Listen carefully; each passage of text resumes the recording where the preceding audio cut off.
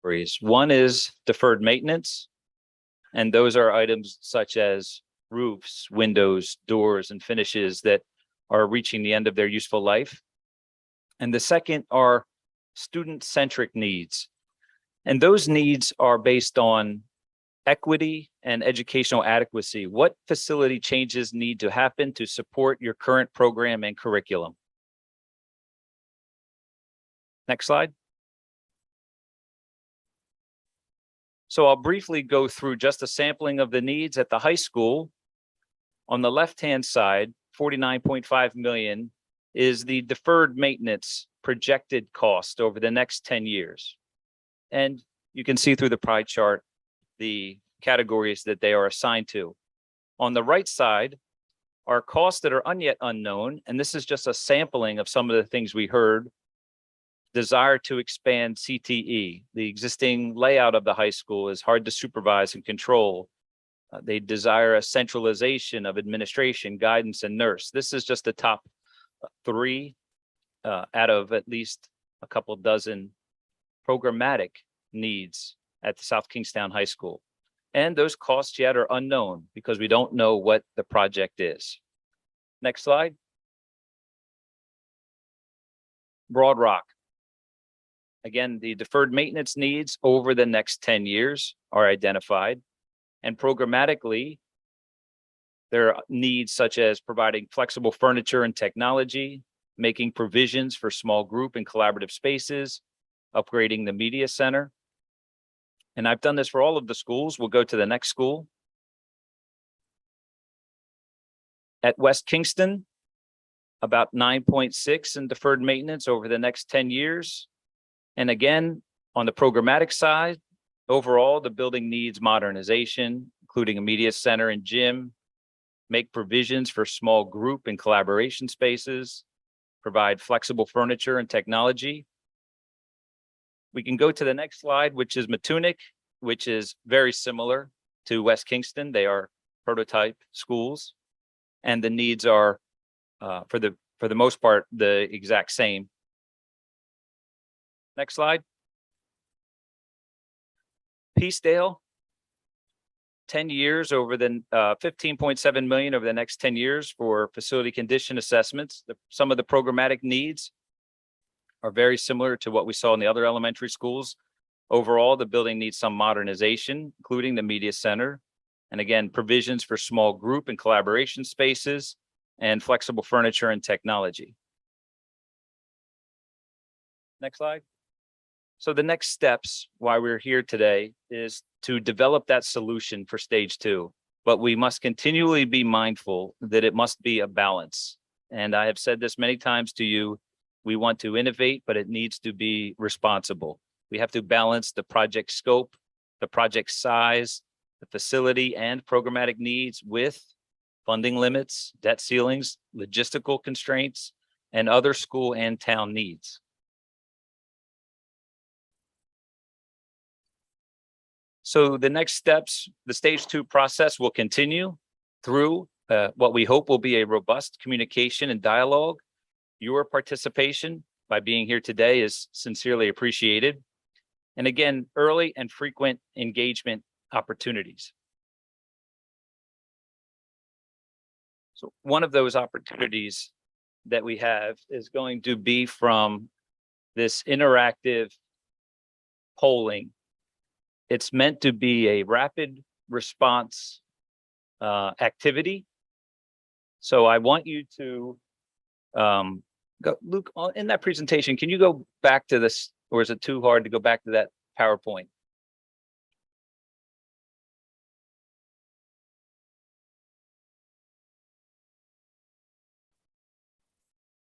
Can you go back to the way up to the top, the second slide? There you go. Okay. So I'm going to show this again when we energize this activity. But for right now, there you go. On your mobile device, if you could go to www.menti.com and go ahead and enter that code.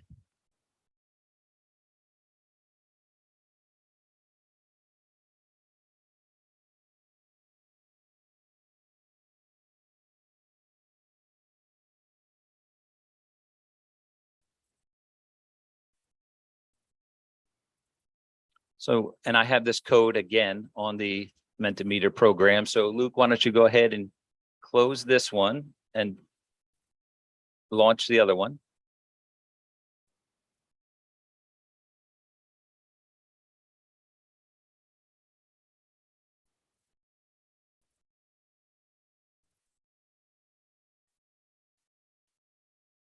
Yeah, and that's fine. So again, here's the website and the code. So does everybody think they are prepared? Yes. It does come up black because we haven't asked any questions yet. So you're on it. You're on it. You just don't see anything yet. All right. So there are probably about 45 questions broken up into a series of categories. They are meant to be rapid responses. We are logging all of this, so we will be able to have the results at the end. Again, this is completely anonymous, and I will not necessarily spend any time analyzing the results here. I think it's important that you get to participate and you get to see what others in the room are also thinking, because all of the results are tabulated here. So we'll go ahead and give this a shot and see what happens. So let's start with an easy one. This was just the categories that we're going to be discussing. You don't need to vote on anything here, but does everybody see this on their mobile device? Yes, great. So these are the categories that we're going to be discussing. We're trying to touch as many of the topics that are important to this group. Next. So we're going to start with the conditions of existing schools and some general background information. Do you have children in the district?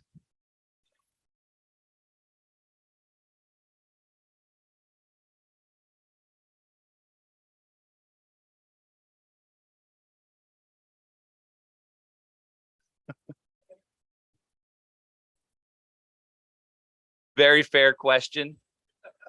I thought I had thought of all of the ones. I did not think of that one, but thank you, Doral. Noted. Okay, so the idea is through your rapid response, you get to see the results of what's happening in the room and those participating at home. All right, next question. Do you agree that there are facility needs in South Kingstown's schools?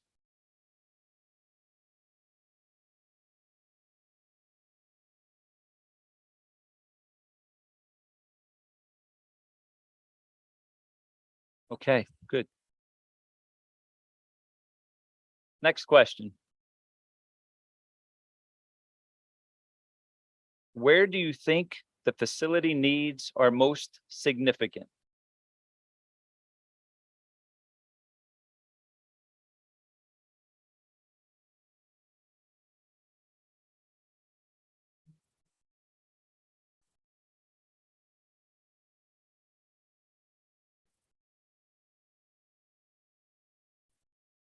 All right. Next question. Do you feel you need to tour the existing school facilities to understand the need?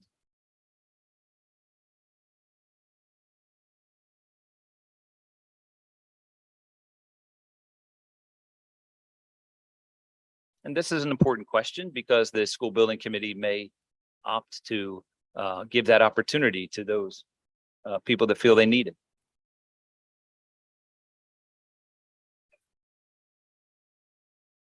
Excellent. Next question. Do you recall the last time South Kingstown made significant improvements to the schools?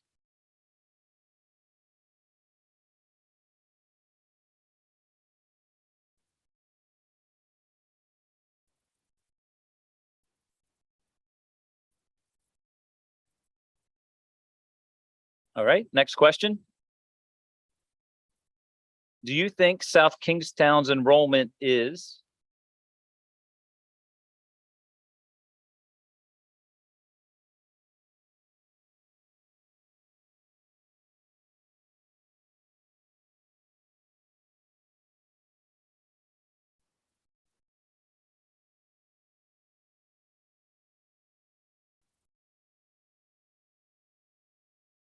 All right, next question.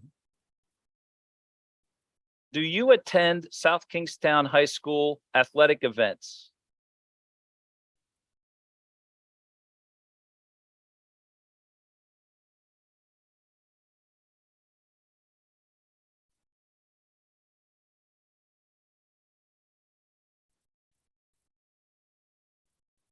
Okay, great.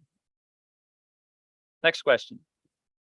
Do you attend South Kingstown High School music, art, and/or drama events?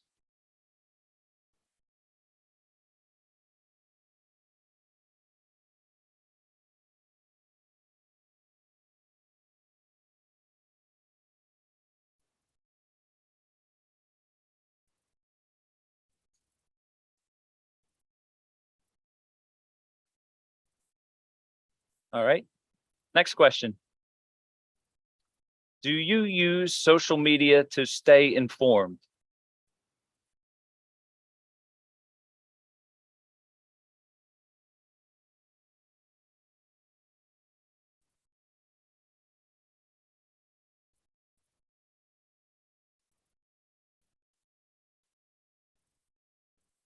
Great. And you can understand why a question like this would be important as we're starting to try and communicate much better with South Kingstown.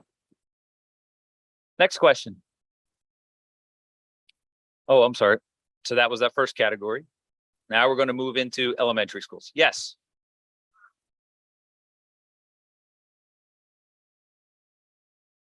Sure. You don't have to do it, Luke. I can, yeah. There you go. So it's menti.com and the code is 7124828.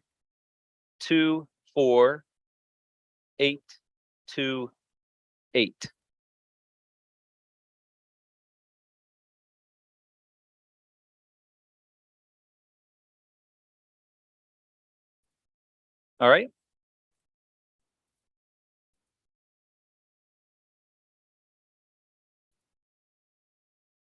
All right. Elementary schools. First question. What is the maximum time on a bus you think is acceptable for an elementary school student?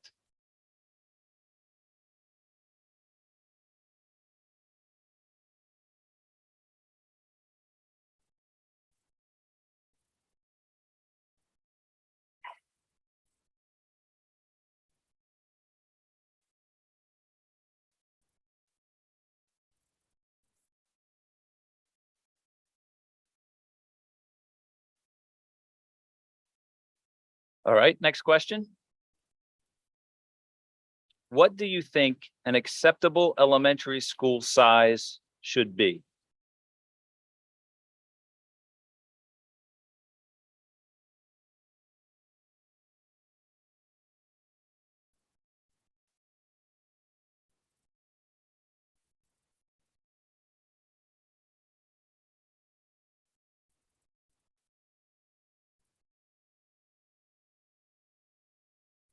So right now we have in South Kingstown K5. So that would be the assumption, but that's a good question that we will be mindful of in the future activities.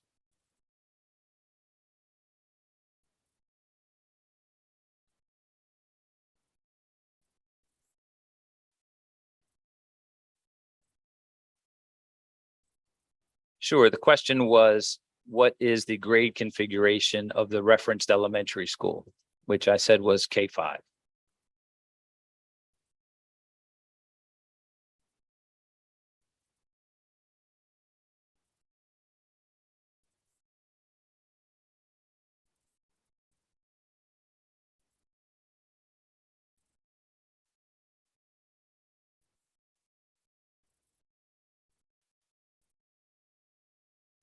All right. Next question.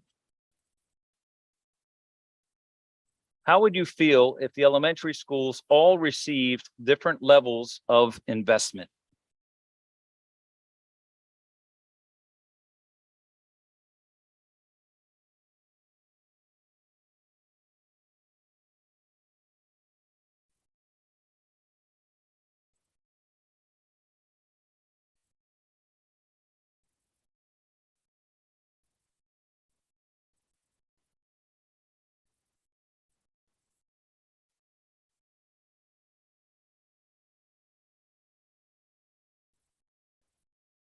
All right, next question. Oh, sorry, we're on middle schools now. All right. Okay, what is the maximum time on a bus you think is acceptable for a middle school student?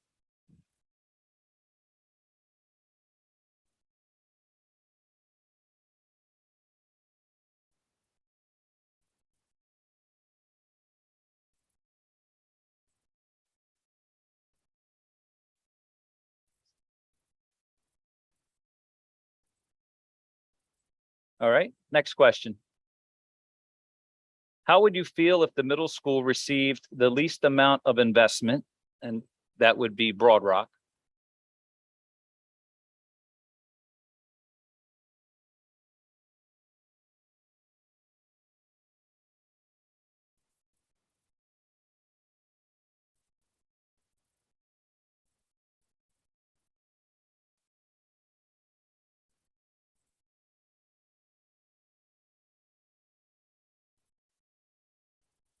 All right, next. What is your opinion of Broad Rock School?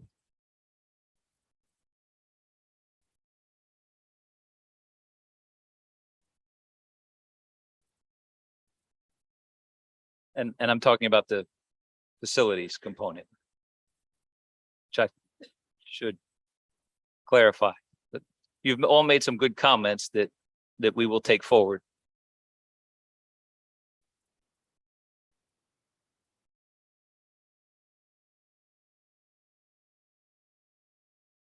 All right, next.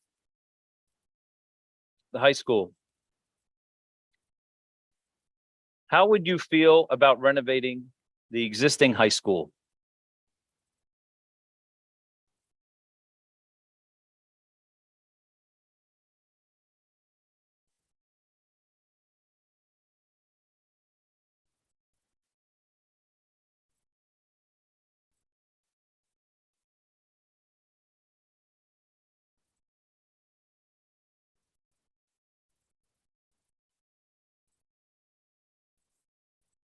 All right, next question. How would you feel about abandoning the existing high school site?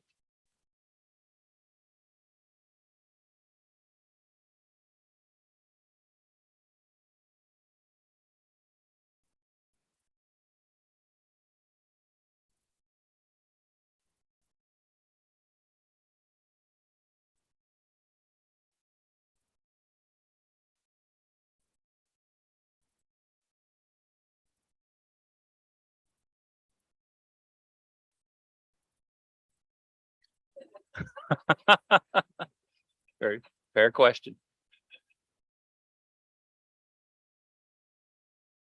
Luke, I don't know if you can tell, but the level of participants is increasing. Yeah.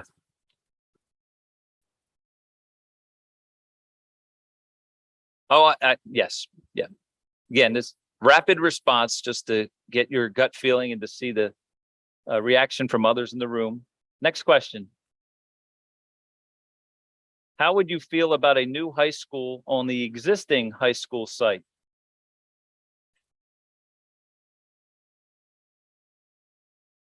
Yeah, yes, new high school on the yes. Okay. Luke, someone else who needs the code again? Oh, okay. Thank you very much. The gentleman right here.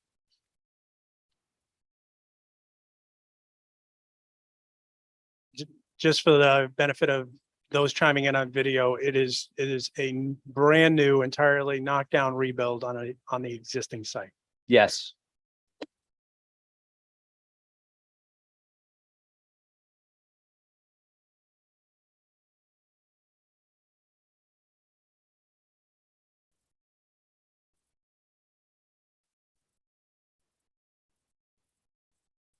All right. Are we ready to move off this question?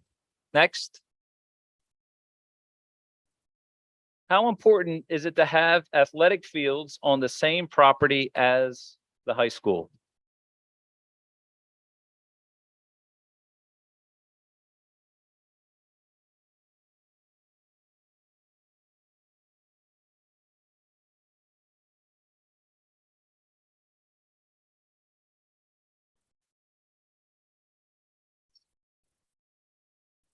Next question. Some attributes of renovated or new facilities. How important are green and sustainable features to you?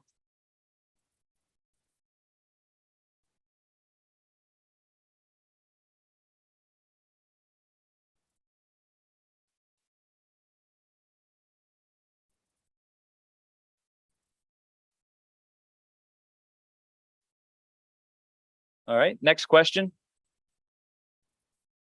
What are your thoughts on investing in the hazard building?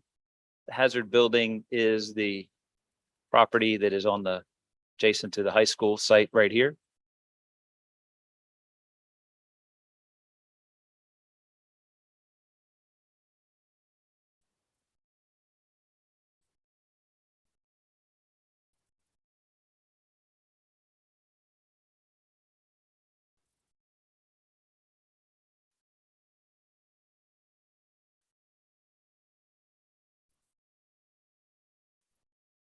All right, next question. Would you like to see an upgraded athletic field and complex considered in this project?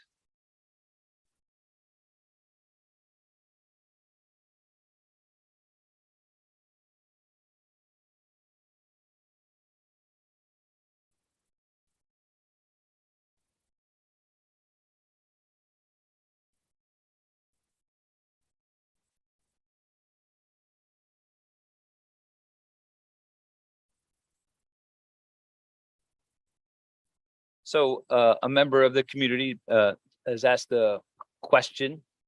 I do not have any clarifications for that particular question. It was just asking, are the facilities identified, the locations identified? No. So the purpose of this question is really to get a broad view of people's sort of incoming biases on the project, right? So if you have a strong opinion right now that, you know, those facilities should be upgraded, put it down. If you have a strong opinion against, put it down. Next question. Oh, next topic. So we're going to talk about decision making. Did you support the last bond vote?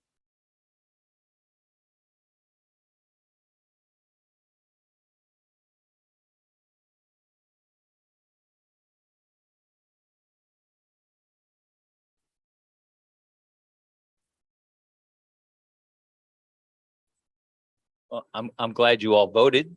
But again, this speaks to the division that we may be trying to come out of. But thank you for coming, both sides. Next, how informed were you leading up to the last bond vote?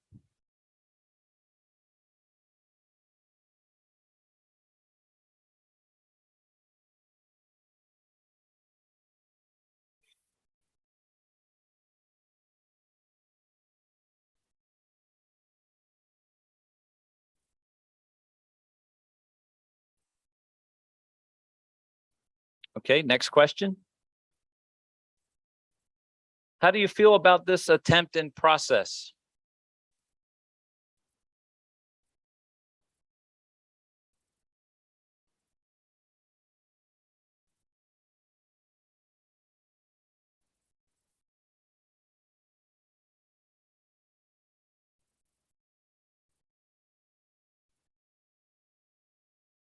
Okay, good. There's a little bit of work ahead of us, which is fine. That's why we do what we do.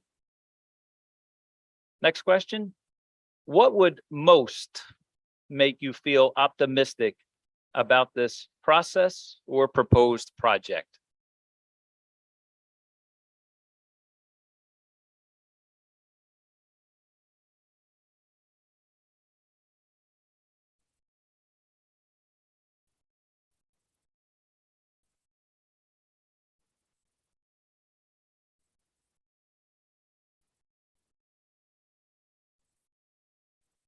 Recognizing that all of the above would have been an acceptable answer, but this is what would make you most feel. All right, that's great. Next. What is most important to your decision-making process?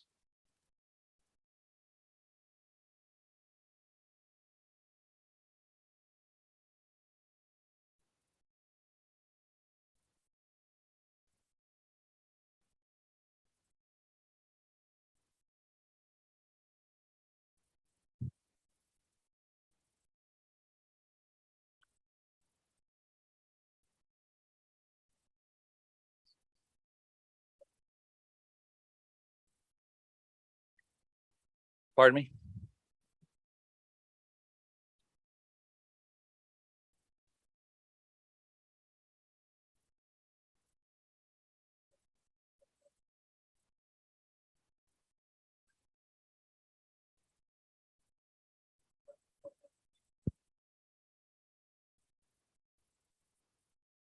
Yep.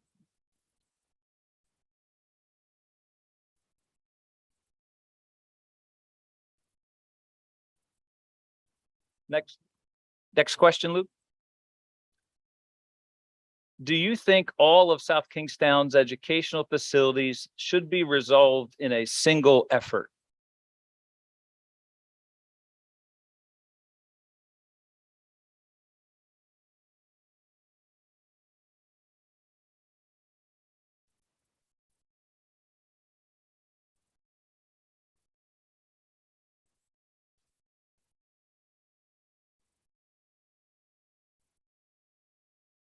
The questions do get harder as we approach the end. Fair warning. Next question.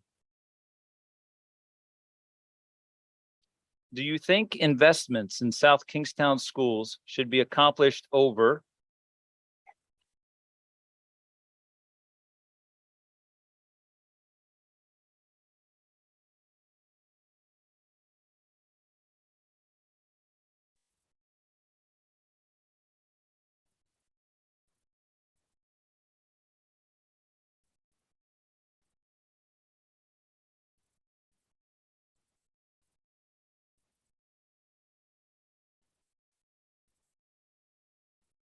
All right, next question. How would you feel if a few school facilities in South Kingstown were improved within the next 5 years and the remaining would be in 10 years?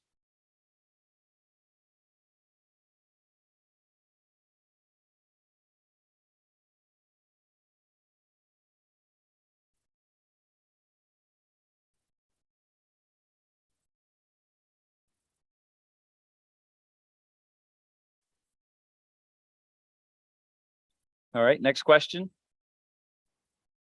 How would you prioritize projects?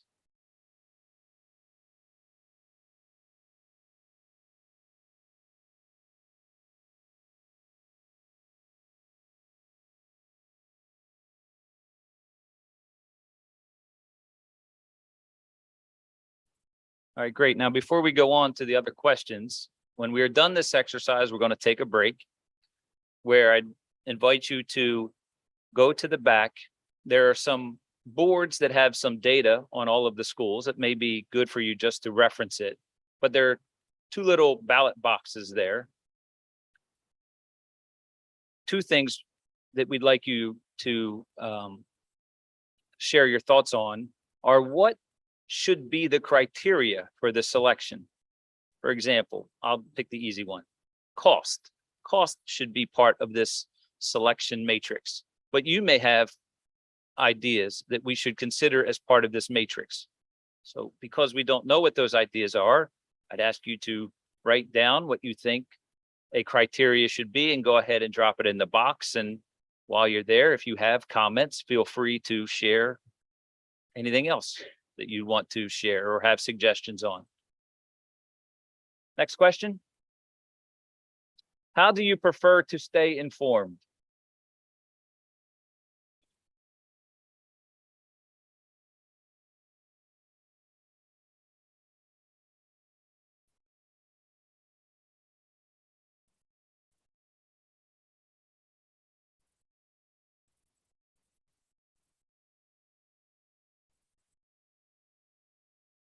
Apparently nobody trusts their friends or family. That's just fine. That's hilarious. That's great. All right. Next question. Financial support. How do you feel about financially supporting school improvement projects?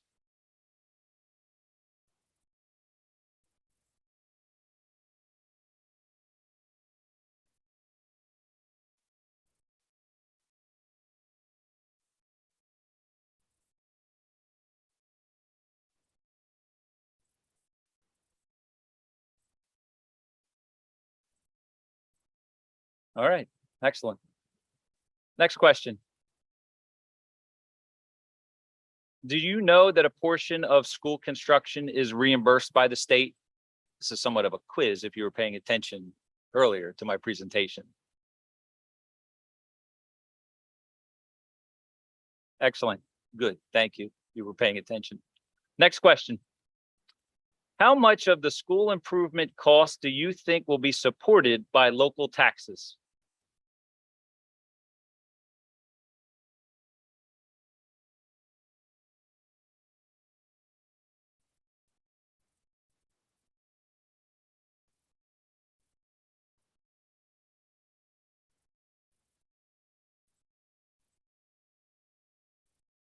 All right. Next question. Are you willing to increase your level of tax burden if, in addition to high school and middle school projects, work includes gymnasium additions to the elementary schools?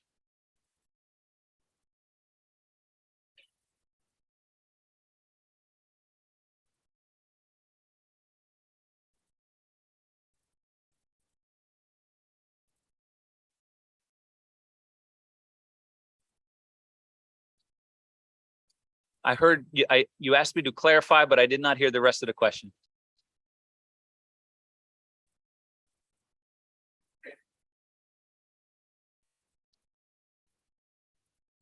That's correct. I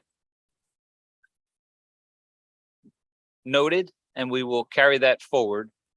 Right now, yes, this is, I am implying here that this is West Kingston and Matunic, which currently have insufficient gymnasium facilities, but that's fair and noted for future reference. What level of approximate yearly tax increase would you support for school facility improvements?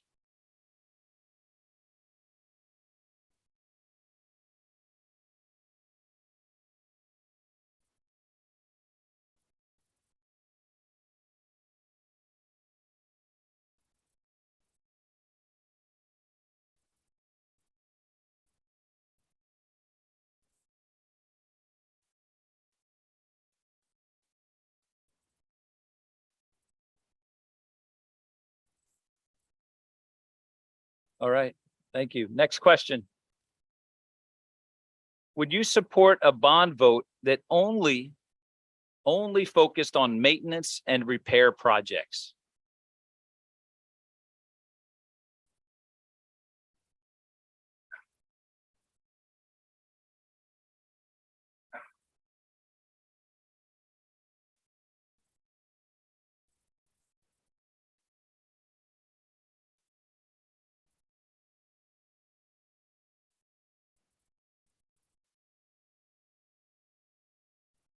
All right, next.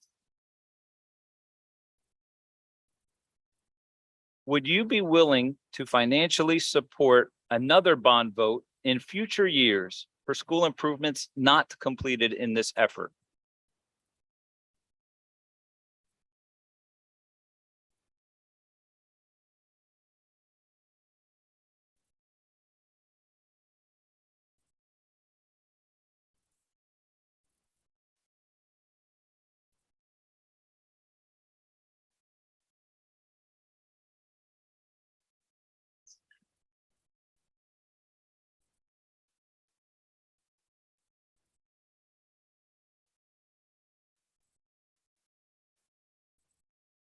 Okay, next.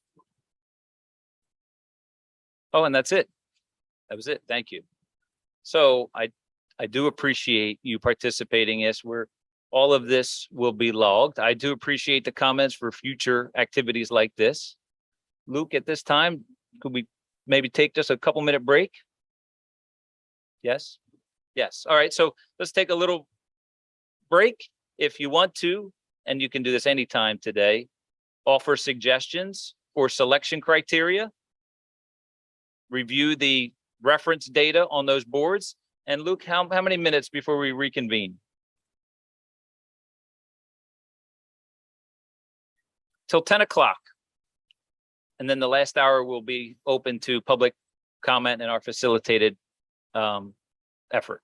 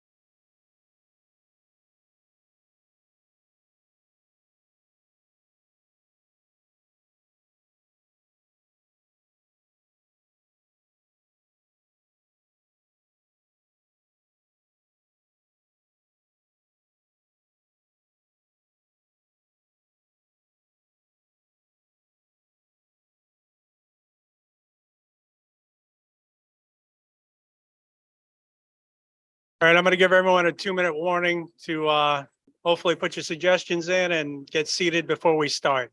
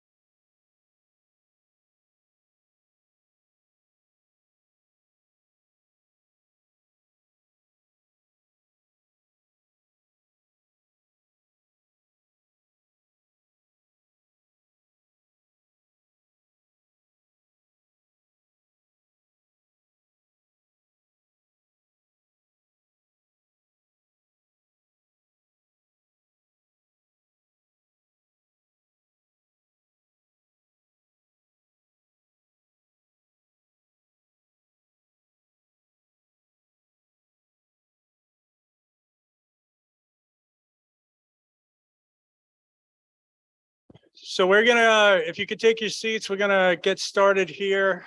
Brian's offered to be Vanna White and pass around the microphone. What's that? Okay. So Brian will be walking around. So before we get started, I just wanted to give a quick debrief on the school building committee and what has been done thus far. So you can kind of get a sense of, you know, where are we at?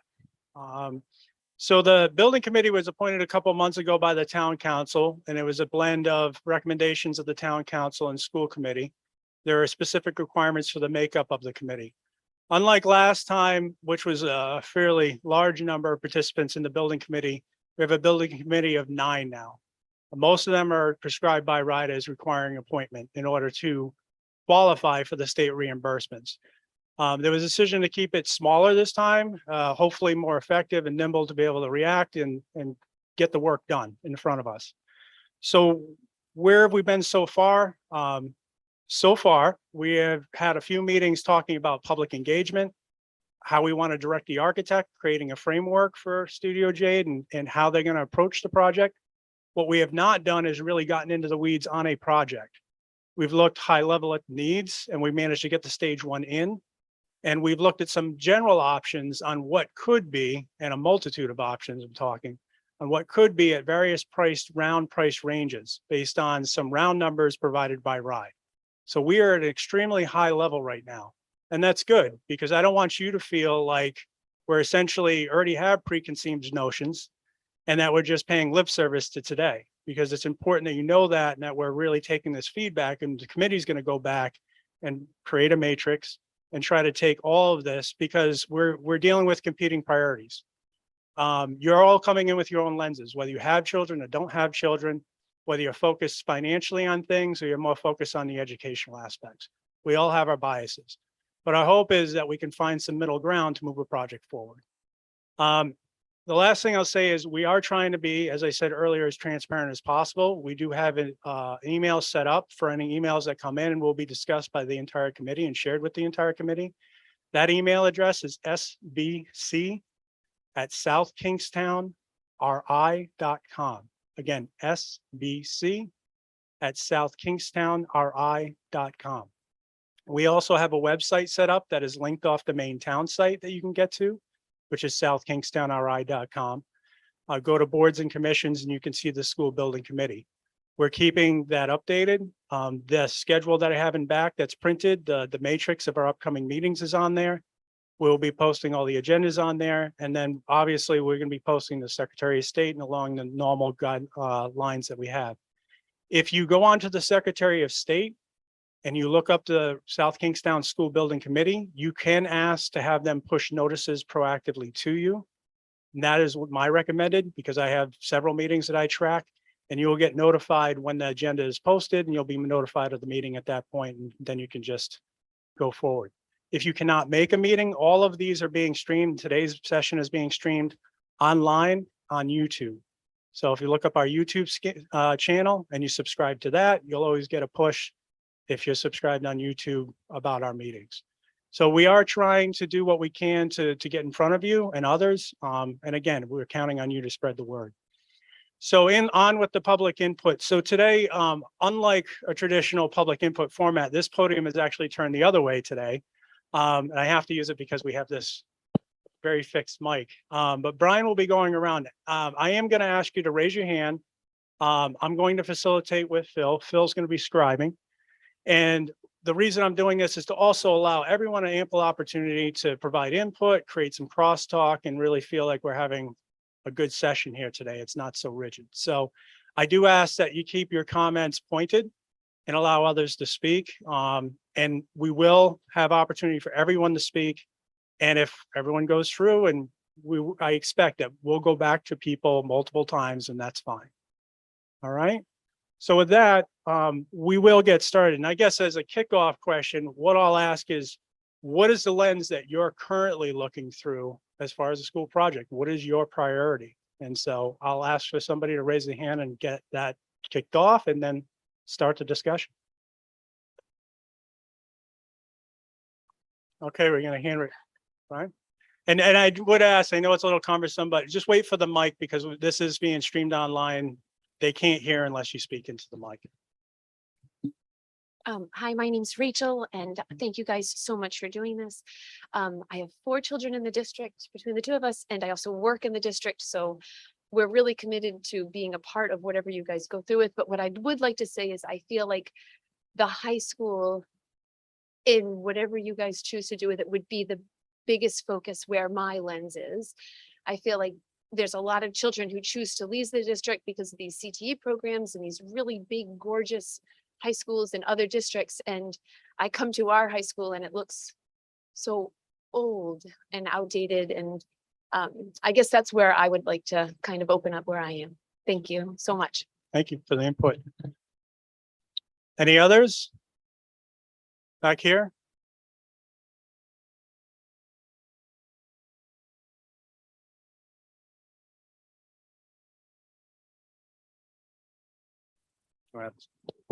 Hello, I'm Dorothy Hill. I live in Kingston. I don't have any kids in the school system, but I recognize that the kids that are in the school system now are going to be the ones taking care of me later. And I want to make sure that they have just, wonderful facilities. I've lived up and down the East Coast, and I've seen what other communities have done when they need to replace a building. And just looking at the high school here, not really understanding the lay of the land as far as how much property you have around the school. But in a district that I lived in previously, they built the new high school on the grounds, on the fields, on that property, and then took down the old high school, demolished the old high school. And they were able to do that simultaneously. I don't know if you have enough property to do that. They built the high school up a little bit. But it turned out beautifully. So I just wondered if that was something that could be considered. So I appreciate the input. One thing we are looking at, and as many know, this was vetted out in the last process. The field behind us, the hazard field, was gifted. And so it is restricted as open space and we're still parsing out some of the grant information. There was a grant accepted, and some of that was parsed out to the last process. So I would say it would be difficult to do that. It would be my ideal world, I guess. And if we were going to stay here, that you could have that flexibility, but we may be limited in that, but we are going to look at it. And I have a file that thick on my desk on the hazard field that we're going through. Go ahead, follow up. Could could that be open space be transferred from that area to then this area where the school is now? Just Yep, throwing it no, out there. and I'll take the input. I can't answer that. What I know with land and water conservation, because we're in another issue right now with town farm is it's a process. And there's specific requirements from the National Park Service on the transfer of that land. So I can't say yes or no, but I'll take the input. Bill? Sure. Yeah, I mean, we can talk about it a little. I want to get, you know, when it comes to swing space, and when we talk about swing space, you have to displace students while you're doing construction. And it's obviously important because you don't want to create a disruptive environment for the student population. So everything we do will have to be thought in terms of construction sequencing, where we're going to put that student body while we're doing that construction, and making it as relatively unimpactful to that population as possible. So one thing I do know is that RIDE doesn't typically look favorable on putting trailers in a parking lot and sticking the student body there. As a last resort, that can be done, but they'd prefer they be put into another school type facility if possible, or kept in the facility in phased construction. Fair. All right, moving on. And again, this doesn't have to be high school, just your general input. Like, what are your priorities for the project? What is the lens that you're looking through? We have a couple individuals over here. Thanks, Mark. Hi, my name's Daniel Saccone, and I have students in the school system as well.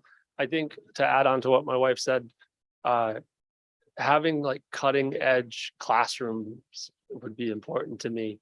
And the way I see it is kind of like we're competing in the state with a number of amazing high schools, and they really have come up to the 2030s, if you will. I want to make sure that we have that kind of technology for science and, the facilities associated with it.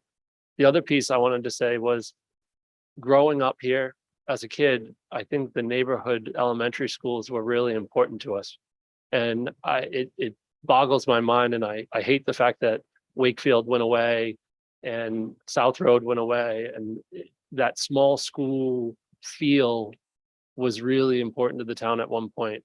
And I know it's not necessarily possible with the declining enrollment and population, but as a town, it's awful that we have a declining population. SK is amazing, and people want to live here. So we got to look at it as a whole, as a problem for the town itself, as to why that's happening, and try to correct it. No, as you mentioned, declining school population is a larger issue. And as the building committee, what we're doing is we're looking at the data, and obviously you're projecting into the future, so it's not always perfectly accurate. There's been comments made in the past that, hey, listen, if you build it, they may come. But there's also things like the availability of actual properties that are in affordable price range for a family, right? And so we know that is declining. We know that land mass is declining for actual building availability. So we have to as a building committee, kind of look at the data, synthesize that, and say, what's the most appropriate action?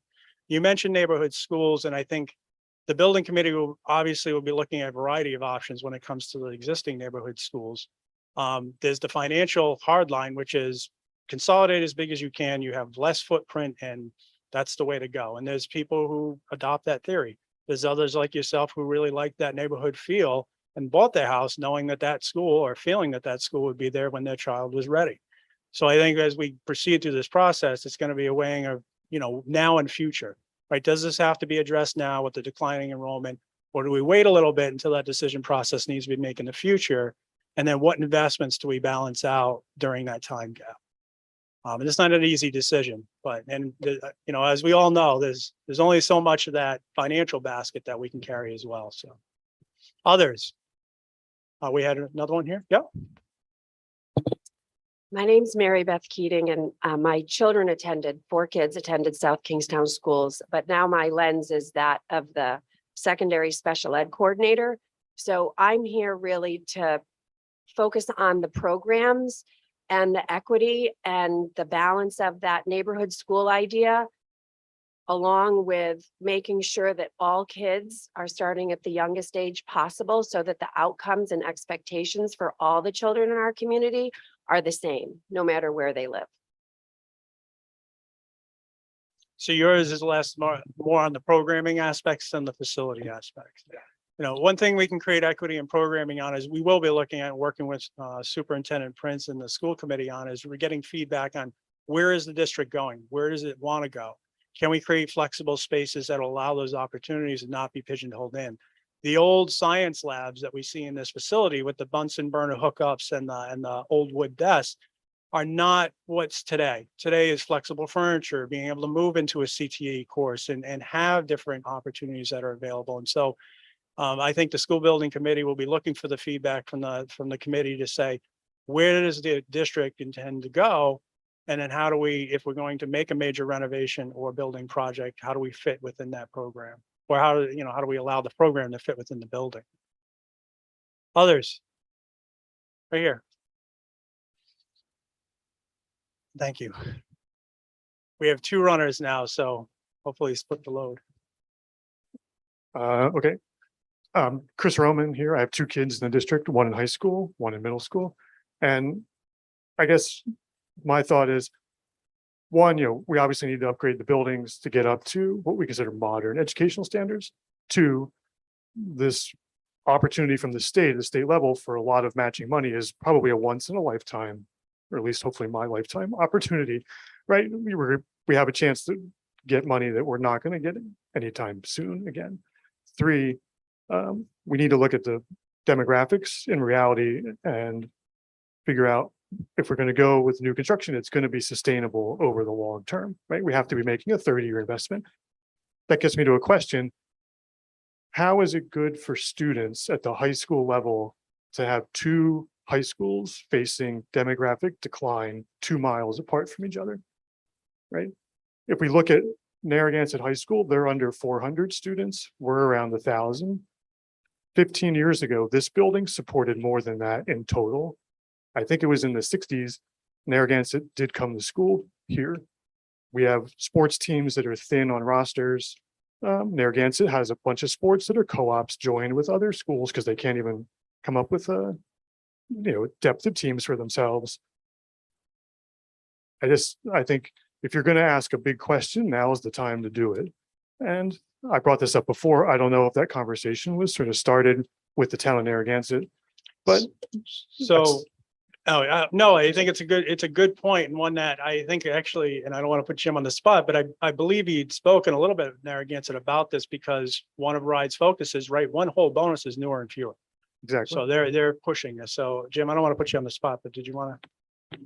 That's a very good question. That question comes up a lot. It was actually a letter to the editor from Narragansett resident in the Journal a few days ago. And I know that person, he's a teacher in North Kingston.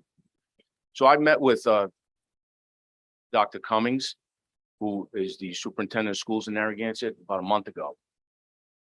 So I was the town manager in Narragansett for a few years before my stint back on the state police and then coming here.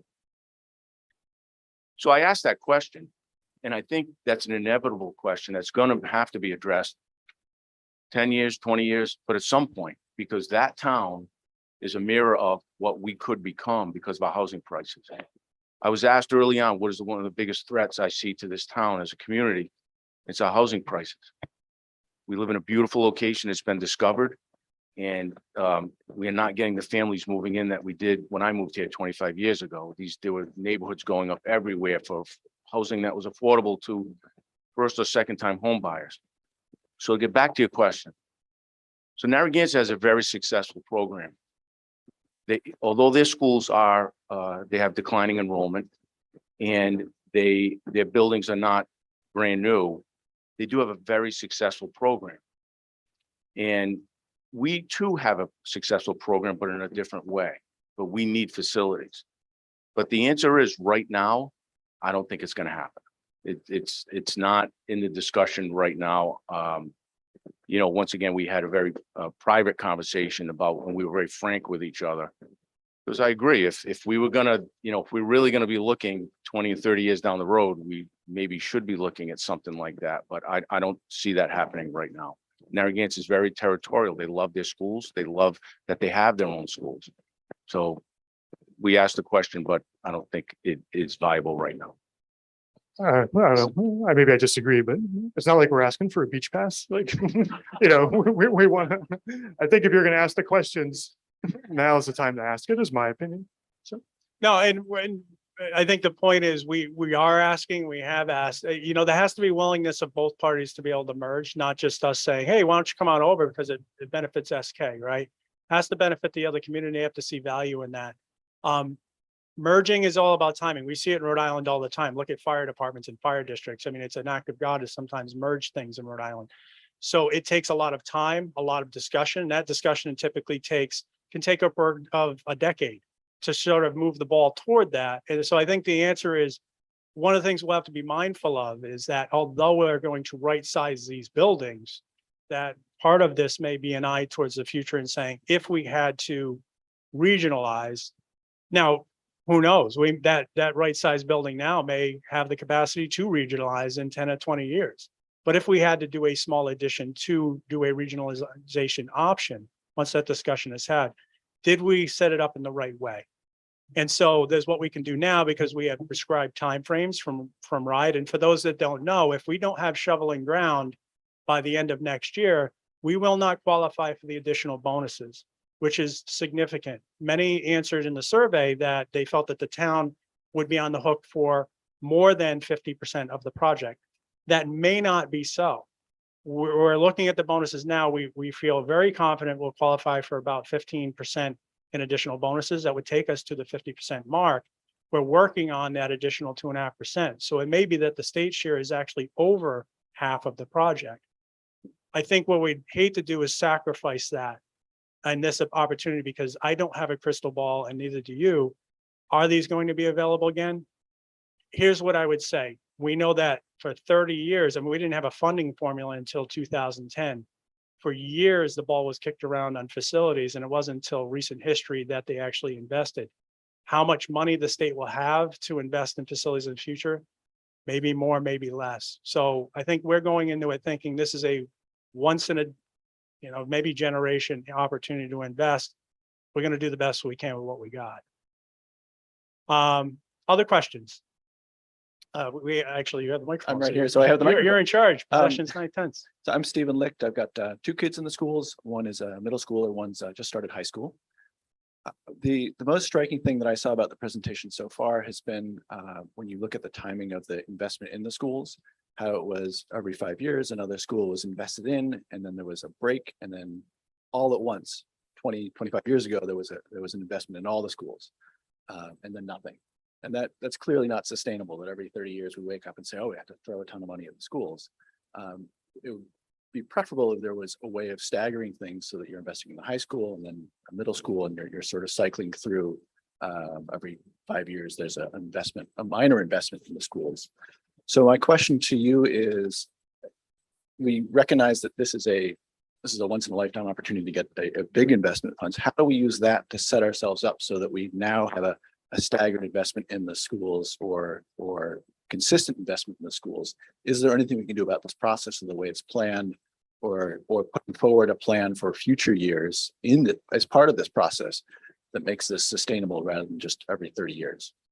So I think that's really thoughtful input. And I think we need to take that back, because you're absolutely right. And the way most districts approach it is, we have an opportunity, let's invest.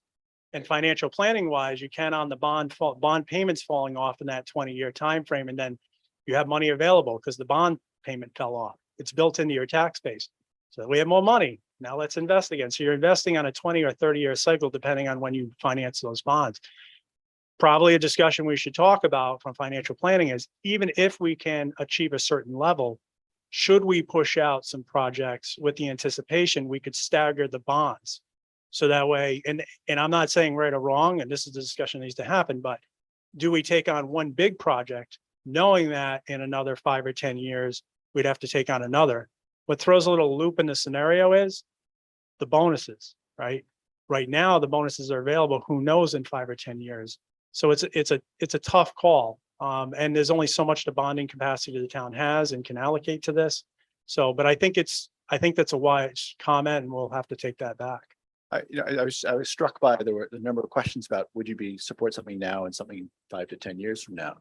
And I think that people, it seems like a reasonable approach that you could sell.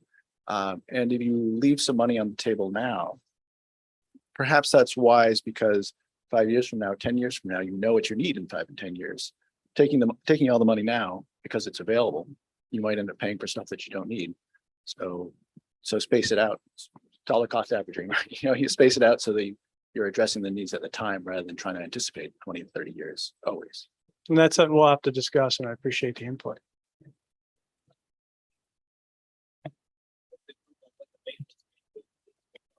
Yeah, so another, the thing that came along when they passed the bond for the additional bonuses. RIDE realized that buildings weren't being maintained. A lot of this money ends up going to deferred maintenance. Why do you have deferred maintenance? Because you haven't done the maintenance of these buildings. So at that time, as part of the law, they put in what's called the maintenance mandate. They require right now 3% of the total operating budget of a school district to go into facility maintenance. Now that can be done in few different ways.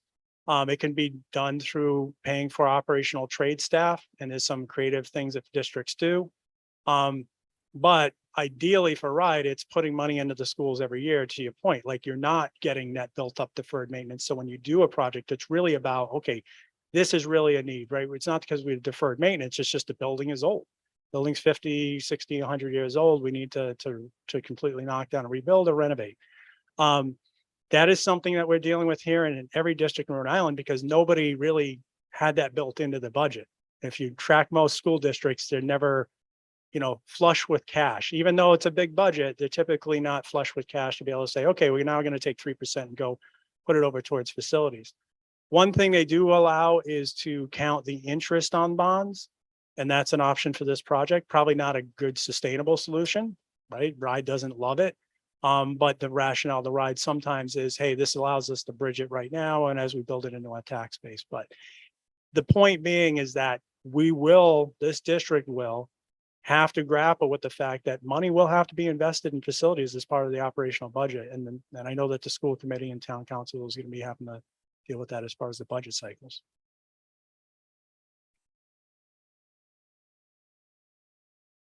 Yes. Yeah, so I think that's a good point. We need to communicate that there will be a plan to not get into this situation again, because that comes up, right? I've worked in municipal long enough to hear the argument of like, why are you doing a capital project when you can't maintain what you have?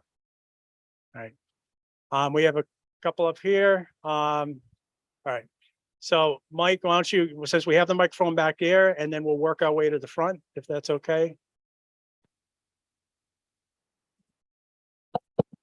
Addressing the gentleman's point about the deferred maintenance in addition to this bonding project, we also have an opportunity, because of the decisions, regrettable though they might be, about having to close down 2 schools due to declining enrollment.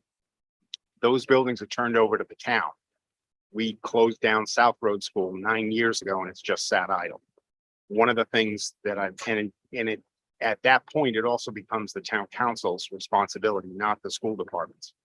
But one of the things I think ought to be part of the discussion for deferred maintenance going forward is, if the town disposed of those properties, that would create a fund that we could dedicate to maintenance on the school department. That's what the voters initially approved the funds for the construction of those buildings dedicated to education. Seems to me we ought to be able to say, we're also going to keep the funds from the sale of those buildings for educational facilities. Hi, my name is Maria Berube. I have 2 kids in the school system, but one's a senior in college now, one's a senior here at SK. But I still feel that investing in our children is our most important thing in life. So the next generation. So that's why I'm here. Ironically, I was going to say the exact opposite. My comment was, could we consider utilizing those schools before we tear them down, restructuring, and it might take a little bit of finance. So I don't know you might think it's counterintuitive, but investing in Wakefield and South Road, reshuffling the schools and then having the ability to tear down SK while it's not being utilized. Utilize the facilities we have before we sell them, so we don't disrupt the kids. It might take a little investment to reshuffle them, but it would be like for 3-4 years, 5 years, however long it takes to tear all this down, rebuild, do everything. Because my comment was going to be about building on the field, but then you said that that was granted and that might take too much time. So if we can't do that, if that's not an option, which I thought was a great idea, then you wouldn't be disturbing the kids because you'd be building and then they'd still be in school. Can we just utilize the facilities we already have, build, invest in the high school first, and then kind of like domino through? You'd have to reshuffle them a little bit again to the next school, but then you're not disrupting them. You're not doing construction while they're trying to go to school next door, since we already have the buildings. And then at the end, we could tear them down and get some money back, sell them and get some money back. But we have them. Why tear them down now to get the cash and then have no place? Well, sell off. Yeah, and I don't think that what Right. Mike was saying is actually tear them down now. I think what he's talking about is disposal for the future. So I can tell you unequivocally, that's part of the conversation, right? As we look at swing space, we have to look at the existing stock that we have, right? We can't discount the fact that, why would we put trailers out in the parking lot when we have Curtis Corner closing and there's a lot of square footage there? Could we get that operable to a point for a year for the students to move in there and do it, depending on what happens, right? So that will be part of the conversation. What happens beyond that point and funding, to be quite frank, it's a town council decision. The schools go back to the town council. That's it. Once the schools release care, custody, control, and I don't blame them. They don't want to maintain them. They don't want the bill either, right? But the town assumes control, has to heat them, keep electric, all the things. And I can tell you from experience, schools go fast when they're not occupied. So that's going to have to be a discussion that happens separately on what happens. Are we going to reuse? Are we going to take down? Some of these options may come of reusing those sites, takedowns, whatever. We'll be discussing as a building committee on recommendeds as well. But ultimately, town council is going to have to weigh in on what they think the best options are based on recommendations from us and others. So, but I hear both of you, and I think those are like definite options that are on the table and we're going to consider. Up here, Brian, what do you got? Oh, we have one. Okay, you're next. I'm sorry. Go ahead. You sure you want me to do this, right?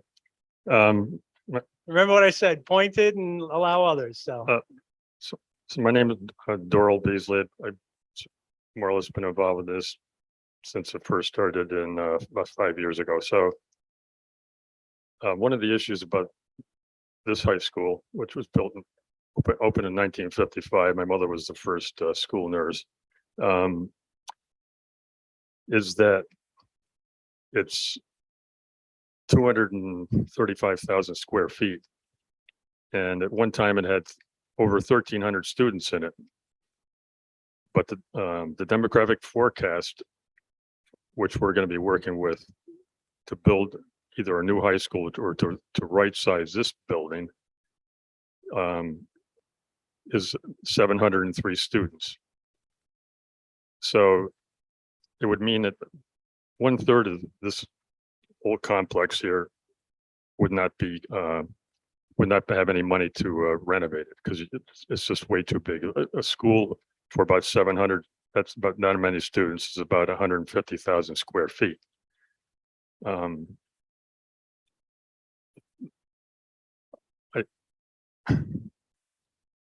This is, they might, geez, I don't know. All right, so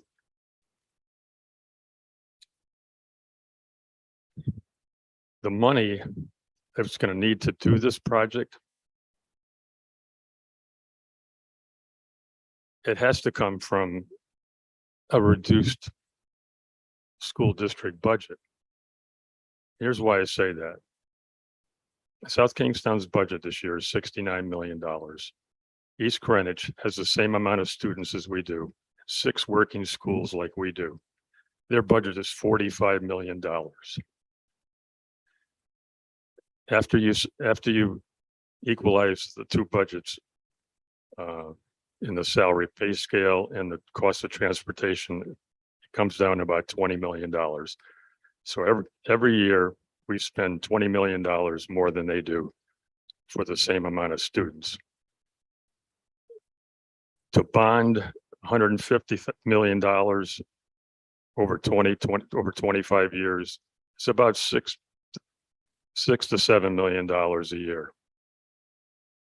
So if we reduce our school budget by 1/3, it would pay for our buildings to be fixed, build a new high school, and it doesn't cost the taxpayers any more money. That was the problem with the $85 million. That's the reason, that's the main reason the $85 million bond referendum got defeated, was because that entire $85 million was going to be put on top of the taxpayers' backs, on top of what they were doing to support our schools. So Doral, I think I get I've heard, obviously we've heard this before. I will clarify for the audience. The school building committee's charge is to develop a facilities plan based on a balance of financials and programming, and make recommendations for consideration that are ultimately going to be adopted, considered by the school committee, but ultimately adopted by the council for proposal to qualify for the reimbursements. Our role is not to figure out exactly how it's funded. It's just not going to happen. We can say, we think it should come from here. We should think it should come from there. Budget is a town council authority. So when it comes to the bond, they will have to communicate to the community where they intend to fund it from. They can do that. But I'm cautious to get into a whole discussion at this venue about that budget because it's not our purview. We will bake up a project. Now, do I think it could be part of the conversation eventually? Likely so, because the taxpayer is going to want to know how it's funded. And the town side will let them know based on our finance director and things we do with our financial advisor and where we think that money is going to come from, whether it's going to come directly from the tax rate or other. But for right now, just so everyone knows, when we start going down the budget rabbit holes, let's stick to facilities because that's our purview. I just want to. And Dora, I do have one other person now. I'm going to jump back to you, okay, in fairness. So, come on up. My name is Martha Stamp, and I am 85 years old. And if we don't, I'm going to piggyback on that gentleman in back. If we don't get young people into this town, we're not going to have, we're going to keep having less and less folks with children. It's evident. I've lived here in Rhode Island all my life. And when we're now, I guess that's a figure of 700 children. I came here when it was up into the 2000s. So you have to factor that in because young families bring the new children to keep the cycle going for South Kingstown, or else we will be in with Narragansett and South Kingstown. You've got to look at the plan. And you did mention the data you have. That would be very important for all citizens out here to see that data as to how many get through high school and what the curriculum is. Because I'm seeing out here lots of problems with the learning and the curriculum, because without a good education for the young, for the poorer, for the middle class, for everyone, it's not only for the elite.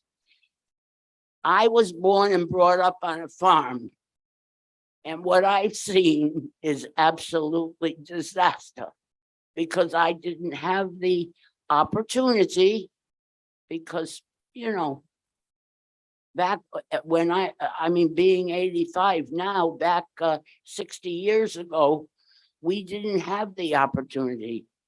And I'm all for everyone, all children, to get a good education. But when I'm paying right now, taxes per child, $28,000 in my tax bill for children, and we're down to 700 and some. I think that you have to look at everything, and maybe our duty is through the town council. And thank you. I have enjoyed this so much today, and the fact that you give me more than 3 minutes. Thank you. I talked a little bit about what we can't do, right? We can't control what the town council controls. It's not our purview. What we can do is, you know, we are looking at this effort, not solely as a cost saving measure, right? It's not why we're doing this. But what we can do is start running numbers and saying, what would right-sized schools mean for savings, potential operational savings? You know, what can we do in sustainable technologies that'll help long-term? You know, that is in the purview of the building committee. And we can look at, you know, what's the Energy Star rating now? What will it be at the end? There's ways that we can nip at the margins on lowering that cost. Some things that are out of our control.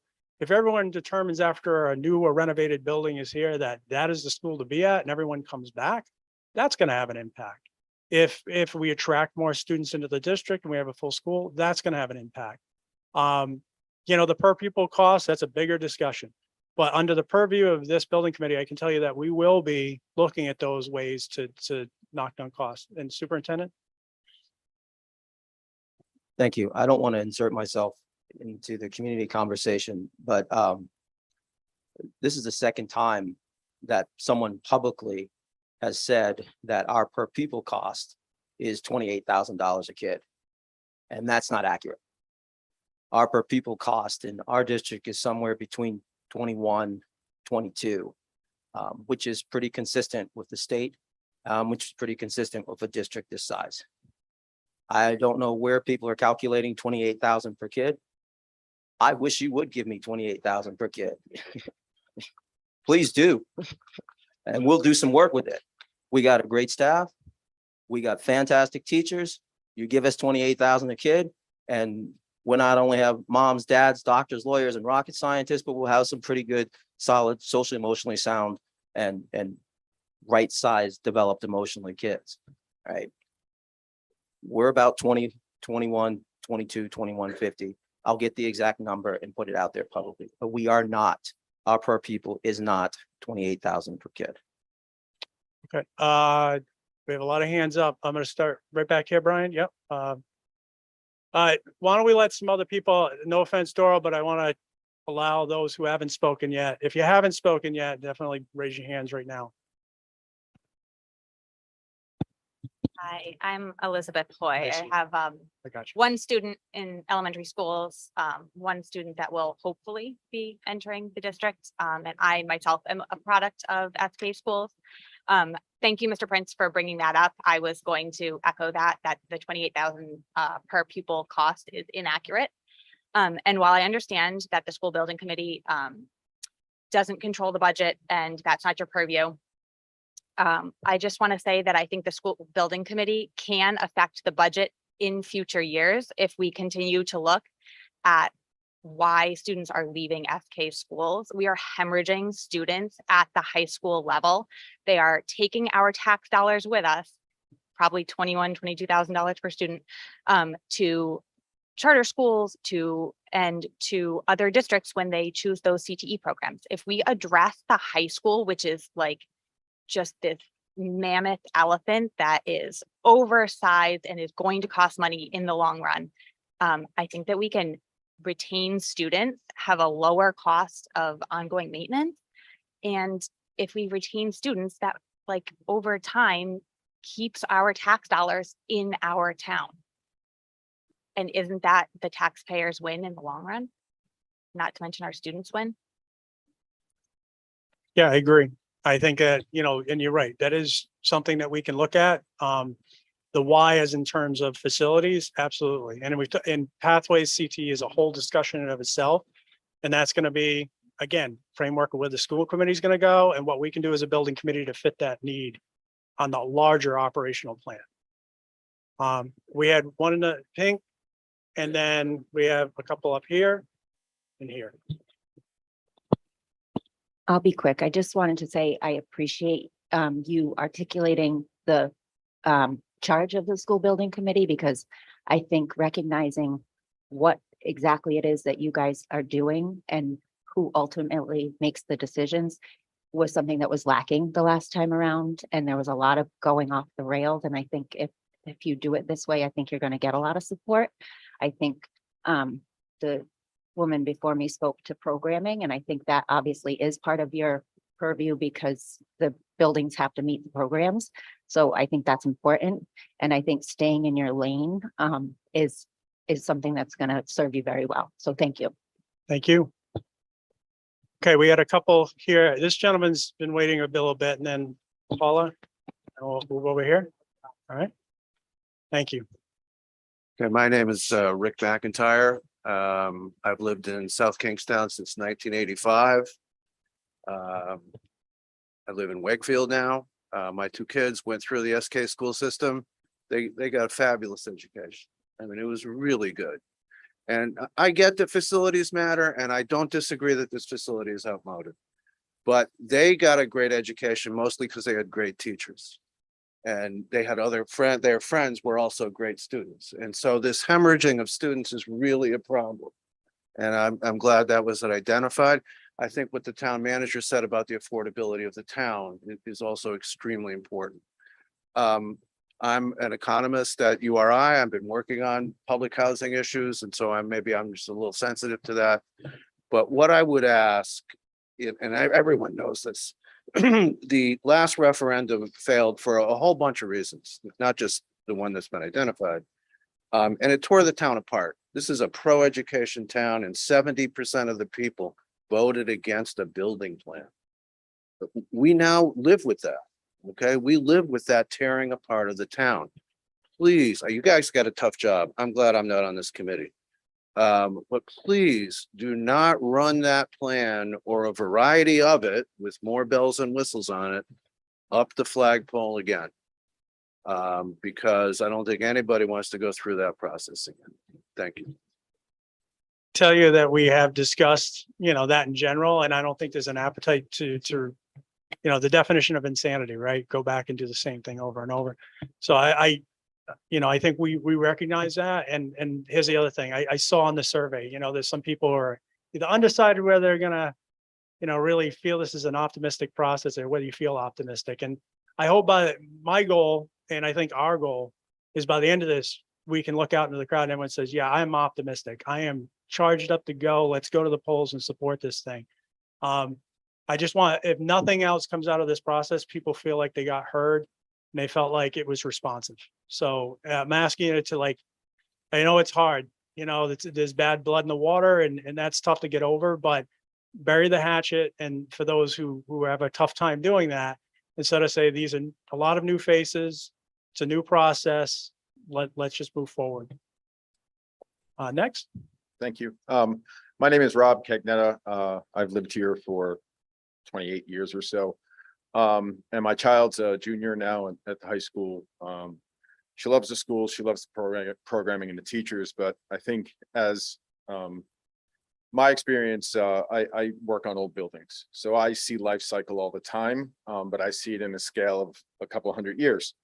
The charts of these buildings and their ages was eye-opening in a variety of ways. The oldest building needs as much money as one of the newest buildings, which is shocking, because that school wasn't built very well. So I'm thinking that in future courses, it's a matter of sort of picking the most, or going sort of down a path of looking at buildings that are flexible, adaptable, knowing that we are now in a state-of-the-art 1980s facility right now.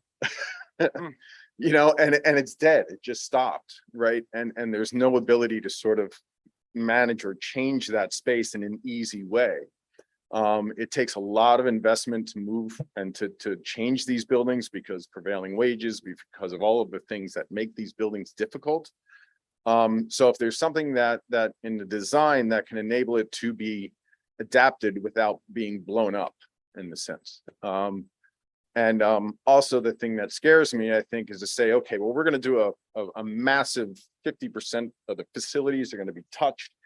And then everybody's like, great, we don't have to do anything now. And then now in 20 years, they're going to be stuck with a lot of cruddy buildings that were built all at once without any investment in between. And then knowing that it's always difficult, people change and managers and town managers and so forth. So it's hard to sort of maintain a momentum of investment, but I think somehow to get it sort of in that conversation or in the sort of as part of the community sort of development is school investment and is school maintenance and is the ability for the district itself to make decisions as to what can be done. I guess if that makes sense. No, it all makes sense. So, I mean, essentially what we heard earlier, which is have a commitment to the future. We talked you put on adaptability, right? On that. Okay, perfect. And the short of that is, I think we're committed to looking at it. You talked about the individuals in the organization. Things have to be built in the systems. And I think what our finance department is looking at with the school finance department and trying to integrate systems and have capital accounts that are set up specifically for school maintenance, that system will survive regardless of who sits in a seat. And so as we continue to develop relationships with the schools and the town manager and the superintendent, who are both fairly new and trying to develop that relationship, but are going to work on those systems that will be sustainable. But I can tell you that unequivocally, that's been in process, will continue to be in process. Yep, you got one over there? Yep. Thank you. So I'm just gonna go back for a second and maybe ask boring questions about two facilities. So you asked a question in the early survey about the hazard school and doing something with the hazard school, and according to this, it's empty. I don't know if that's actually true. There's absolutely nothing happening at the hazard school according to the chart over here. And not right now, it's not. So you said there's $49 million of deferred maintenance that needs to be done over the next 10 years. I'm wondering if the hazard school is included in that. Do you see that as the high school facility, or was that building assessed at all?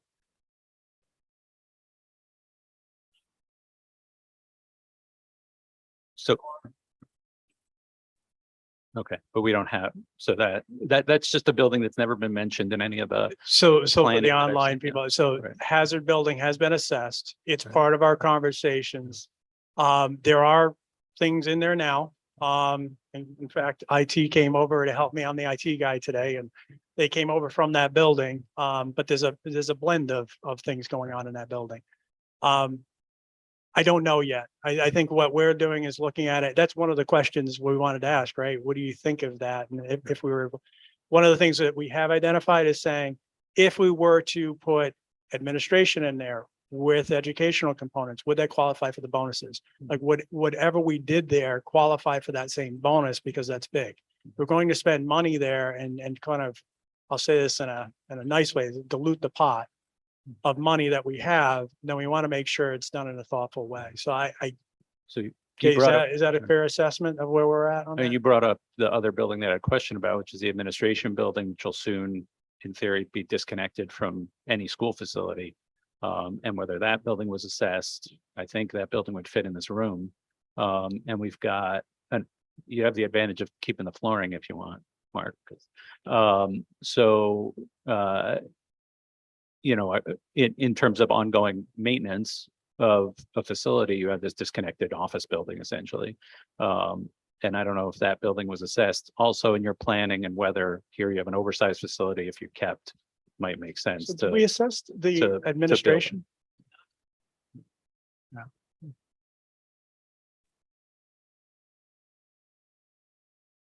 Yeah.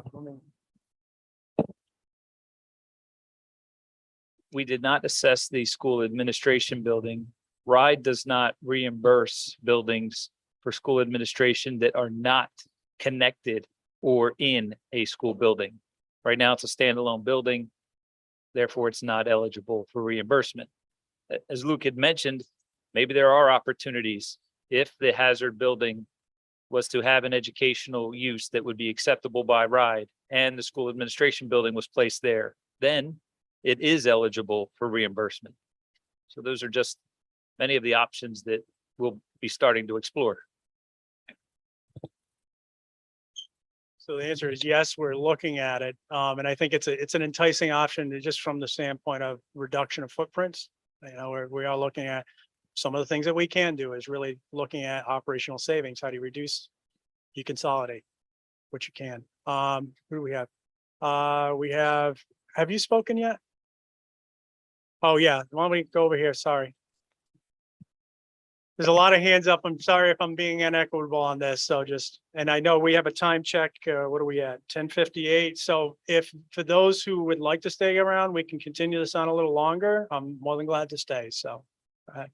Brian Klezak. I've got two kids in middle school right now, and I am here on two levels. One, I'd like to know more about the athletic fields because we are in dire need of upgrades and improvements and more fields. I am one of the board members of South County Youth Soccer Club, and we utilize a lot of the fields here in town, and we're constantly juggling, trying to find space every season. So we would like to collaborate and work with the town, the school, so that we are all in conjunction with having great facilities of the fields so that it attracts more families to this town. Because there are other towns around us that have great facilities and they're pulling, the families are moving to these other towns and we really need them to stay here. Otherwise, we're gonna go from 700 kids at this school to 500. And then, you know, what are we gonna do? So we appreciate the offer and we'll take you up on that. I think right now we're approaching as where is the high school or other facilities going to land? And then, but you know, athletics is a big piece of that equation, right? Whether it's going to be onsite, offsite. Onsite, offsite is one discussion. Then what type of facility do we envision is a whole nother. I think, you know, there's a clear outcry that we all know the facilities are not where they should be. So that's something we can look at. What I can tell you is RIDE has said that if it's a new facility and associated with the education program, it would be reimbursable. What we can't do is just go out there and do renovations. So that's something to consider again, as we kind of think about the makeup and what's eligible. How do we make all that at work as a component? But I appreciate and we will be pulling in the athletic side of this, especially when we get closer to like, all right, here's where we think we're going to land. What do you think? And then how do we build that out? We had other hands here. Paula, you've been waiting, and then we'll move over. Yep. And then we had one in the back. Are you still? Okay. So after these two, you're next. Thank you. I want to get back to the original question, which was, what was the vision? So my vision has been to make our high school the flagship of our district. And with that, I believe we could bring back our students that have left for other districts for various reasons of either whether it be a CTE program or just because they don't think the education over here is good. And with that, and I'm going to go to the athletics complex because I think when you have a good school, you're going to need that good athletic complex to go with it. And the one that we have right now really does need an uplift, a big facelift. And I think that would be very important to our district. And not only for our high school, but it brings in people who want their children to go to this high school because it's looking good and it's new and it's, you know, has this big facelift. And I say facelift very lightly because, and try not to say new because we don't know where we're going yet, but it does need to be the flagship of our district. Thank you. Go ahead. Did you get a microphone or, right here? And then, Brian, if you could give that to the, Sorry, this might be a little out of order or out of the stream of what we talked about so far, but the one thing that struck me was the comment about understanding whether we can use the field and use this as the swing space and then put a new building in the field over here. If that turns out to be the most cost-effective and educationally effective way, essentially keeping the kids in the school here, I would be horrified if an old agreement made 100 years ago about keeping that as open spaces versus this as open space would be the one thing that would stand in the way between doing the right thing for the kids in the community. I think that'd be malpractice on the part of the school committee and the town council to allow that to stop us from doing the correct thing in this case. I appreciate the input. Like I said, we're going to evaluate it. I don't know if that's going to be the critical factor. So I can't really speak to it. I can tell you we're looking into it as to allow what flexibility we can within the law to be able to do. Go ahead. Hi, my name is Jennifer Demetric. I went through South Kingstown schools. My husband did. I have two older girls. They went through and now they're both studying engineering at URI. And I have three other kids now, two at Broad Rock and one at Kingstown. So I've been very pleased with the education that we've all received. I think we've all been successful in our lives because of it. It's very important to me. But that's just who I am. That's the perspective I'm coming from as a parent right now. Also as an advocate for students and as a taxpayer. I'd like to know if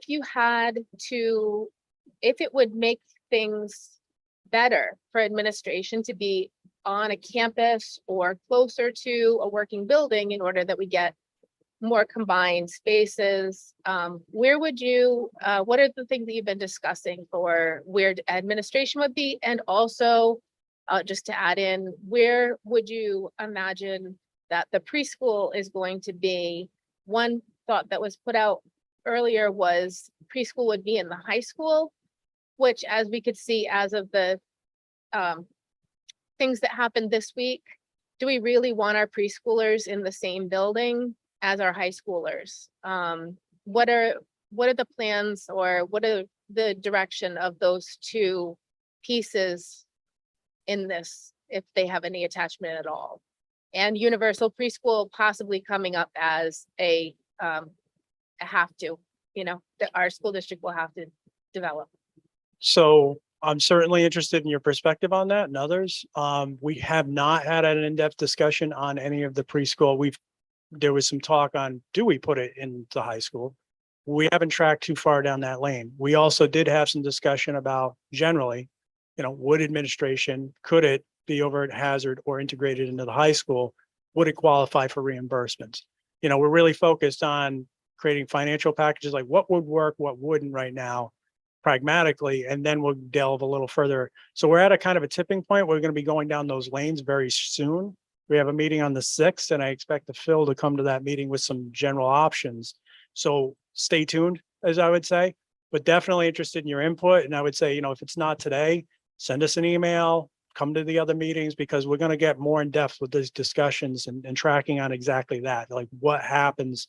And that is one, it's a balance of programmatically, like maybe it works building wise, but maybe it doesn't work programmatically for some. So we'll have to have that discussion. Can I add just one other point? My education background is early childhood education, and I believe that it sets every child up for a better future. And I see that there's a need in this town for affordable early childhood education. And there's not enough to provide for all of the children in the town. We could be potentially collecting tuition from families if we could provide an appropriate preschool program for ages 3 and 4. to offset the cost of the necessary educational programs that we have to provide for our special education students. And I don't think that this has been talked about at all, about even if there's no mandate for having these programs, kind of like the CTE, it's going to bring people towards our town, and it would probably be for, I mean, I would suspect that it would be for residents only, but to pay a small tuition. I know my children went to Skip as a choice. They called them community children at the time. And we really valued that program. And I also have 2 children that went to Skip because they were receiving services through the program. So, we have a great preschool program. That's another aspect where we might be able to collect tuition from people who would be spending their money in another place. So just a thought on that. Thank you for listening. No, it's great input. You have the right players in the room. I can't say that the building committee could speak to that, but I do know that we have school committee members, we have superintendent in the room, and I'm sure they're hearing your comments. Others? I know we're kind of past our time mark, but I don't want to, go ahead. Doral, did you have? Okay. Right here. Chris Roman still. The one comment was, I think the messaging from last time, I'm kind of remembering now, talking to people, was that doing nothing is not free, right? So I think clarity in messaging with the deferred maintenance you put up earlier, in that a lot of people I recall talking to sort of thought, we don't have to do this now.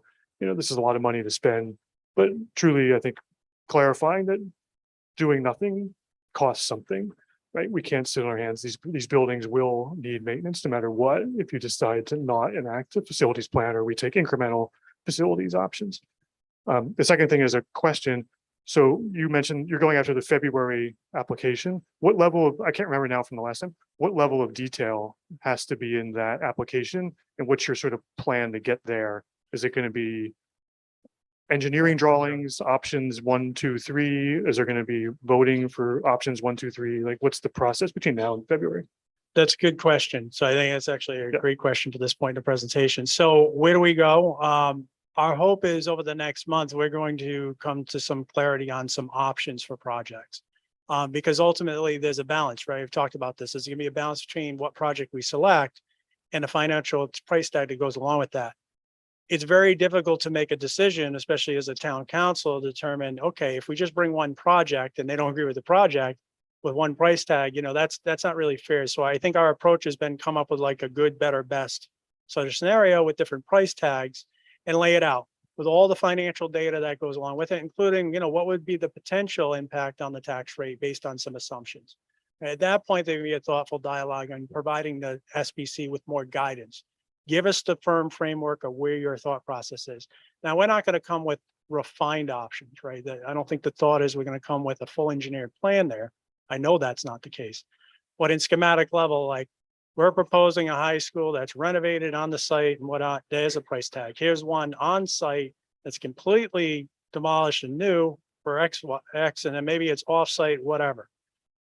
And with multiple other improvements. Here's the price tags go along. Now, the town council can always say, you know what, we want to do more. That's within their purview, as long as they have the bonding capacity to be able to do that.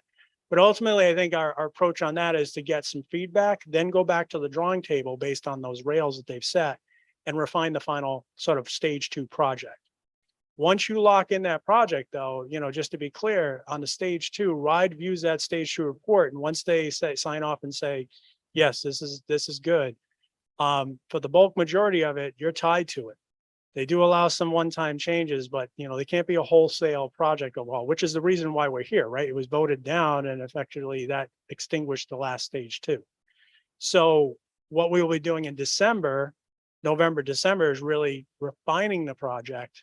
By December, I anticipate we will be at a level, we will have to have cost estimates.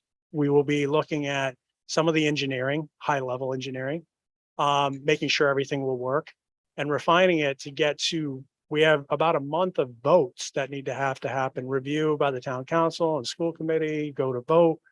And the town council would have to vote to approve our stage 2 application, which means they're voting on that project. Now, after that, RIDE goes and they do their review. We would not stop because we don't have time to stop. We would be then moving more into a community outreach mode, saying this is out there and we're looking to get the bond going. We have to work with the legislature to get the enabling legislation for a bond vote. And then that would continue on. RIDE would then come back with a singular letter. And it's very simple. It's kind of anticlimactic for all the work that you do. It is a single letter that says you are approved for X and your pay go, which is pay as you go, which is some upfront monies, and we can discuss that later, is approved for Y.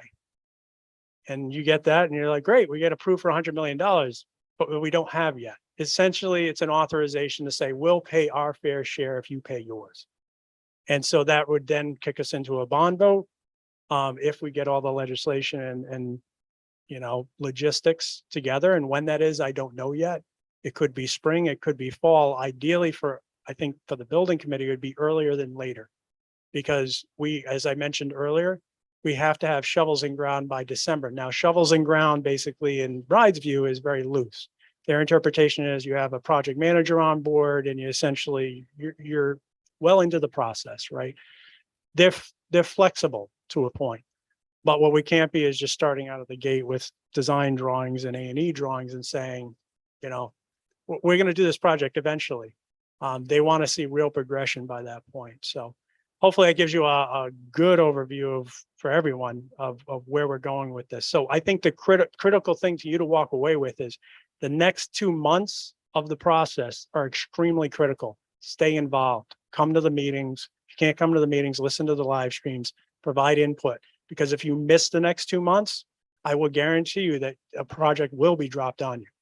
And you will be surprised because you weren't part of the process. We have a couple more, and then I do want to be courteous. If anybody needs to leave for some reason, you're not hurting our feelings. So go ahead. And then we have a couple over here. I was distinctly not planning on talking, but I feel like given what everyone's been saying, I'm actually useful, which is weird. My family, we have 2 kids. My last name's O'Brien. We have 2 kids, one at Broad Rock and one just started at Matunic. And we moved here actually in the last 3 years. So to kind of comment to all of you people talking about, we are those people. I then, once coming here, started working in the school department and now have seen probably 4 or 5 different school departments in this neck of the woods, South County area. I am not from Rhode Island originally either, so I bring with me a different background. I grew up in Vermont. So fundamentally, coming here, education was a huge part of what brought us here, the kind of legacy, I guess, that comes with this place, especially being an out-of-stater originally. We went to URI, so we had obvious connection to it. The reason I bring this up is since coming here and being here, all of our thoughts were kind of correct, except there's this constant thing I keep hearing that is like, we have this, we have that. And I don't know if that's necessarily true. I don't know if it is clear to everyone how bad this facility is in comparison to other average facilities. I'm not talking about good facilities. I'm talking about average, like places where you would go and be like, oh, this is going to be a sitcom level atmosphere. Like Saved by the Bell High School is so much above where we are. There are rooms with rubble in them. And I don't know if, I think it's really fair to assume that's someone's fault, but it doesn't necessarily have to be, but that is what the kids see every day. So I don't know if any of you go to work and see disrepair, see just a lack of attentiveness, that you're going to do your job as hard as your expectations are. So I really want to say to everyone that I'm really happy with what you've been saying. And I just want to really make it clear that this is not optional. This is not something where we can do this again. People are talking about town tearing apart, like town lit itself on fire. So just appreciate that we came right before that. And I do not hold, like, there are all these sort of things, and I'm sure you see this every day. Thanks for coming along, by the way. But like the kids have to deal with a lot just coming in here. And when we're talking about things like setting up for the future, we're setting up for 1993. So just go in with the idea that I hope the communication between you and the town committee is constant and very open, because there can't be any situation where someone goes in at the end and be like, yeah, we aren't confident in this. Like, it just can't happen. Thank you. Roger that. All right, over here. Hi, Dan again. I just wanted to kind of clarify what you were saying about schedule wise, because it didn't have enough punch to it, I think, the way I'm understanding it. So we're gonna go through a stage 2 process. We're evaluating the needs from stage 1. We're putting ideas and concepts together at stage 2, which will be due roughly February, sometime in February. Let's do February Yeah. 15th is the date. And then to go from that approval to full construction documents to be able to break ground in less than 10 months is a stretch. It's gonna be a hard task for Studio Jade to do. Yeah. So we need to make decisions and be incredibly focused from now until February so that they can have the marching orders to actually get a design done and turned around in 6 months, get a contractor on board and be breaking ground with CDs and bid. That's Yeah, all. yes and no. Like by the stage 2 point, we'll have preliminary engineering drawings, preliminary, what I would maybe call, what would you say, 50%? 50% A&Es.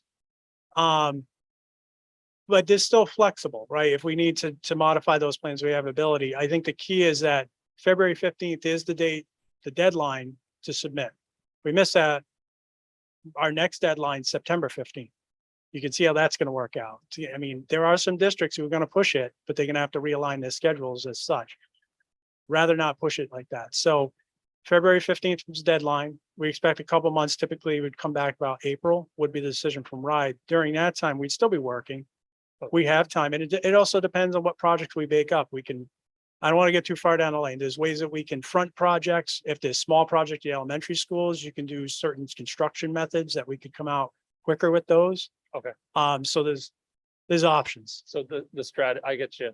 And so would you entertain, or can the town entertain like early engagement of a construction manager to start that process? Or does it have to be a lump sum bid? Are there guidelines on how the construction package needs to go out? So I'll actually allow Phil to speak to that, but there are. Yes. So there are multiple options to satisfy the shovel in the ground deadline by the end of next year. And part of that could be the retention of a construction manager by that time, so that we don't necessarily have to have a shovel in the ground for all these projects by the end of the year. As Luke mentioned, there could be smaller projects, but once the project is defined, you are then actively starting to move those projects forward. So I think questions like that you're bringing up will come with a little bit more clarity as we start getting closer to this February 15th deadline.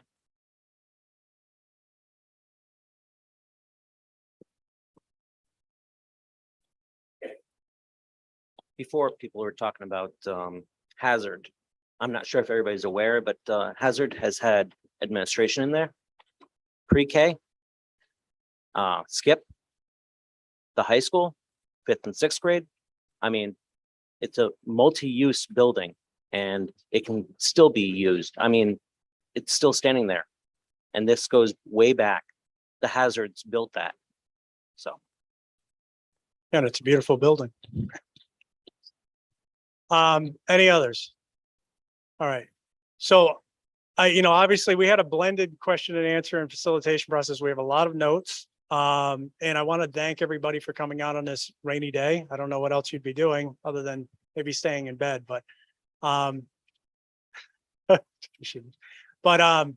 appreciate it. Stay involved. If you have any questions, feel free to stay after, look at the boards, provide suggestions, talk to Phil, talk to myself.